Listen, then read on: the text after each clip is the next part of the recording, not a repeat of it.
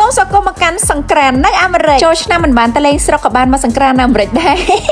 នៅនេះគេមិនអោយចេះទឹកប៉ាត់ម្សៅអីទេគឺគេមានអាងទឹកនឹងយើងចុះទៅផឹកពេញនឹងរំពេញនឹងតែម្ដងទៅនេះទីតាំងសង្ក្រានរបស់ខ្ញុំនេះ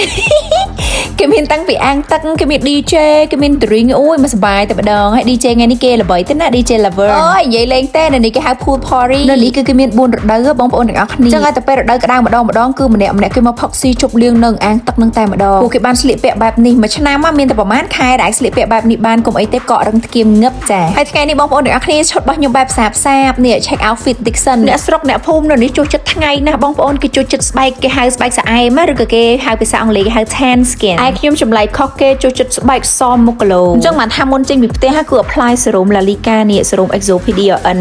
យកសារធាតុចាក់មុខមកលាបធ្វើជា serum រាល់ថ្ងៃមុខរបស់យើងតឹងខ្ចីអាឡូងចាំងចឹងតែម្ដងចាឡើងក្មេងនិយាយផាត់មុខអីនៅថ្ងៃអីអូយមុខឡើងម៉ត់ឆឹងតែម្ដងជាមួយនឹង cream Lalika សាច់ឡើងល្មួតលាបឲ្យមុខឡើងតឹងឡើងម៉ត់គ្មានរញើសហលីងផាត់មុខពីលើស្បែករបស់យើងឡើងម៉ត់ឆឹងហើយវាជួយច្រើនណាស់បងប្អូនវាជួយស្នាមអាចរោយស្នាមជាប់មុនជួយតាំងពីមុខយើងមានស្នាមជ្រួញអីចឹងណាតោះយើងយកមុខគីឡូទៅលេងទឹកថ្ងៃនេះទៅយើងគ្នាច្រើនដែរបងប្អូនទាំងអស់គ្នាបេសកកម្មចេញទៅលេងទឹកពីព្រោះមេឃក្តៅខ្លាំងពេកបានលេងទឹកម្ដងបងខ្ញុំរំមកបងប្អូនទាំងអស់គ្នាចាចូលមកដល់ហើយទីតាំងរបស់គេនេះអាកាសធាតុថ្ងៃនេះអត់សូវក្តៅប្រហែលទេប៉ុន្តែមេឃបើកថ្ងៃចែកតែម្ដងអើយស្បែករបស់ខ្ញុំទៅជាយ៉ាងណាទៅលោកអូយជីវិតអត់ព្រួយសាហាវណាស់ចាមកលេងទឹកគឺត្រូវតែចុះទឹកផ្លុកតែម្ដងខ្ញុំឆ្លាញ់នៅទីនេះគាត់បកកែឆ្នៃណាបងប្អូនទាំងអស់គ្នាកាប់ពិតនៅនេះដូច night club អញ្ចឹងដូចអា club ពេលយប់យើងចូលល្ងិតអញ្ចឹងគឺដូចគ្នាអញ្ចឹងមានការផឹកស៊ីមានការលេង DJ ចាក់បទសាហាវអញ្ចឹងមនុស្សសវងមនុស្សរំតែគេធ្វើពេលថ្ងៃអញ្ចឹងហើយគេធ្វើនៅអាងទឹកទៀតអញ្ចឹងការស្លៀកពាក់របស់យើងគឺ chill មែនតើអ្នកណាស្លៀកពាក់បែបម៉េចក៏អញ្ជើញស្លៀកតាមចិត្តទៅអត់មានអ្នកណាមកវិតម្លៃយើងនោះទេហើយរំបែបម៉េចក៏រំតាមចិត្តទៅហើយទីតាំងគេស្អាតប៉ុន្តែគួរឲ្យសំណោះមែនតើដែលមួយឆ្នាំមកគេធ្វើបានតែនៅក្នុងខែក្តៅទេភាគច្រើនខែត្រជាក់គឺអត់សូវមានអ្នកគេមកលេងទេសឹងថាអត់តែម្ដងប៉ុន្តែសរសើរណានៅតែរៀបចំឡើងស្អាតរងចាំមួយខែដែលមានភ្ញៀវមកលេងហ្នឹង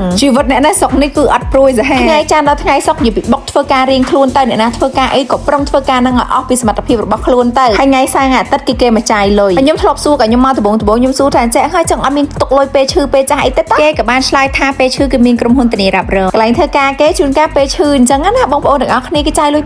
តិចមែនតើសឹងថាពេលខ្លះមិនចាយផងហើយចុះពេលចាស់អាលុយប្រាក់ខែដែលគេបោករាល់ខែហ្នឹងគេកាត់ទុកហើយចឹងពេលចាស់ទៅគឺគេមានប្រាក់រត្រែទៀតចឹងមានន័យថាអាចារ្យដល់សុកមួយថ្ងៃ8ម៉ោងហ្នឹងធ្វើឲ្យអស់តួនាទីខ្លួនឯងហ្នឹងទៅថ្ងៃបើអ្នកធ្វើការត្រឹមតែ8ម៉ោងជីវិតរបស់អ្នកទាំងមូលត្រូវបានគេឃុំក្រងតាំងពីឈឺក៏មិនអីតាំងពីពេលចាស់ទៅក៏មានលុយចាយម្យ៉ាងដែរណាបងប្អូនទាំងអស់គ្នាតែចម្លែកអីតែខ្ញុំបងប្អូនអត់ចេះធ្វើការឲ្យគេទេពីព្រោះកើតក្នុងគ្រួសារគឺជាអ្នកជំនួញតាំងពីទូចតែម្ដងមកដល់ភ្នែកខ្ញុំឲ្យឆ្វេមើលថាអ៊ុយអីគេល្អខ្លះតែខ្ញុំអាចធ្វើជំនួញបានខ្លះមកដល់ក៏ឃើញថាស្តង់ដារនៅនេះរបស់នៅនេះអីវ៉ាន់នៅនេះវីតាមីននៅនេះល្អទាំងអស់ហើយស្របពេលដែលប្រជាជនយើងពហិការឈប់ប្រើរបស់ចោលទៀតណាត្រូវម៉ាច់តែម្ដងបងប្អូនទាំងអស់គ្នាតែក៏មិនភ្លេចក្នុងការ enjoy life ជាមួយមនុស្សដែលស្រឡាញ់យើងនិងមនុស្សដែលយើងស្រឡាញ់ផងដែរត្រឡប់មកមើលវីដេអូខ្លួនឯងបានដឹងថាខ្ញុំស្មោះសាហាវឃើញមនុស្សប្រុសប្លែកមុខអីអញ្ចឹងណាចាចាំមើលក្អែកការរបស់ខ្ញុំខ្ញុំគិតហើយខ្ញុំទៅសិនហើយអញអូយដីកំពុងទៅថតផងមុខគេផងគិតឡើងដល់ចុងអាងហើយចាមិនថាគេតាមប៉ុណ្ណាទេគឺខ្ញុំនឹងគិតយកតែម្ដងអ៊ុយទៅដល់ណាទេអញឡើងសិនណាតបងខ្ញុំទៅបញ្ចប់ទាញដៃទាញជើងទៀតមុនណាបងប្តីពងថតអ៊ុយអត់ទេមករំម្នាក់ឯងវិញសុវត្ថិភាពជាងនឹងឯងប្តីឃើញវីដេអូនឹងឯងប្តីចុះទឹកមកបាត់នឹងឯងខានអូសដៃអូសជើងគ្នាបដ ாய் ទៅគេក៏ត្រូវងាកមកលេខបាត់តោងវិញតោងអូឆ្នាំនេះបងប្អូនទាំងអស់គ្នាខ្ញុំនឹកផ្ទះនឹកស្រុកនឹកសំបែងណាស់លោកអើយមើលអ្នកទាំងអស់គ្នាទៅលេងណាខ្លះប្រាប់ខ្ញុំផងមើលតោងដល់ណាមើលខ្ញុំមកតោងដល់អាមេរិកនេះបងប្អូនអើយទៅលេងទឹកថែរក្សាសុខភាពបងប្អូនណាទីតាមផ្លូវធ្វើចរាចរណ៍អីចាធ្វើដំណើរដោយសុវត្ថិភាពទាំងទៅទាំងមកបងប្អូនទាំងអស់គ្នាសบายអស់ដៃទៅបងប្អូនទាំងអស់គ្នាមកសង្ក្រានឆ្នាំថ្មីគ្មានកន្លែងណាសบายជាងស្រុកយើងទេខ្ញុំវាជាប់ភារកិច្ចមិនទាន់អាចទៅបានទៅមកលេងទឹកគេទៅបងប្អូនទាំងអស់គ្នាសម្រាប់អ្នកដែលគាត់មានបញ្ហាជ្រុះសក់បងប្អូនសាកជាមួយនឹងវីតាមីនគ្រាប់ប្រេងល្ពៅឬក៏ pumpkin seed oil មួយថ្ងៃ2គ្រាប់បានជាមួយនឹង brand Extra Lab របស់នាងខ្ញុំផ្ទាល់តែម្ដងផលិតនៅសហរដ្ឋអាមេរិកមួយថ្ងៃត្រឹមតែ2គ្រាប់បំបត្តិបញ្ហាសក់ជ្រុះបណ្ដោះកូនសក់មកវិញដោយសុវត្ថិភាព